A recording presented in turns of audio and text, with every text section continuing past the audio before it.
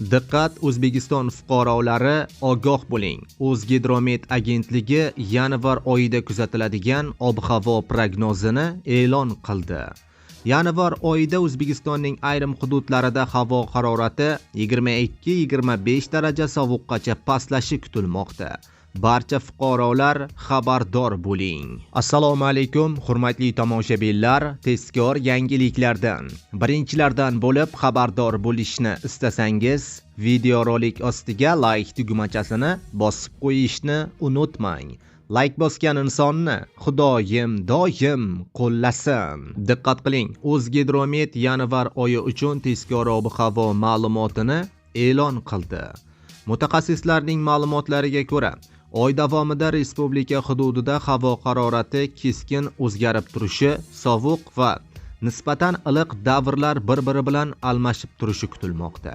Prognozlarga ko'ra, 1-2 yanvar kunlari O'zbekiston bo'ylab asosan quruq va beqaror ob-havo saqlanib turadi.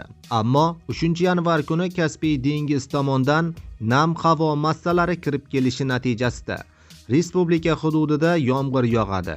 Ayrim joylarda esa yog'ingarchilik qorga aylanishi mumkin. Markaziy va janubiy sharqiy hududlarda 4 yanvar kuni kechasi va ertalab ham yog'ingarchilik kuzatilish ehtimoli saqlanib qoladi. Yanvar oyining 1-10 kunligining oxiriga qadar respublika bo'ylab yog'ingarchilik ehtimoli ancha pasayadi. Havo harorati 1-10 kunlikda asosan kechalari 2 daraja sovuqdan 3 daraja iliqqacha, ayrim joylarda esa 5 darajagacha sovuq bo'lishi mumkin. Kunduz kunlari ham harorat 8-13 daraja iliq bo'ladi. 2-10 kunlikda havo harorati yana o'zgaruvchan bo'ladi. Kechalari 1-6 daraja iliqdan 1-6 daraja sovuqqacha. Kunduz kunlari ham 15-10 daraja iliqdan 2 daraja sovuqqa tebranishi kutilmoqda.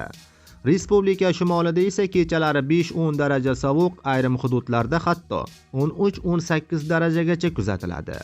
Oyning 3-10 kunligida esa sovuq to'lqinlari kirib kelishi ehtimoli yuqori. Shu davrda kechalari 7-12 daraja sovuq, ayrim joylarda 15-17 darajagacha sovuq bo'ladi. Respublika shimolida esa harorat pastlashi, kechalari 15-20 daraja, ba'zi hududlarda esa 22-25 daraja sovuqqacha tushadi. Va kunduz kunlari ham havo harorati 3-10 daraja sovuq atrofida bo'ladi, deyilgan xabarda.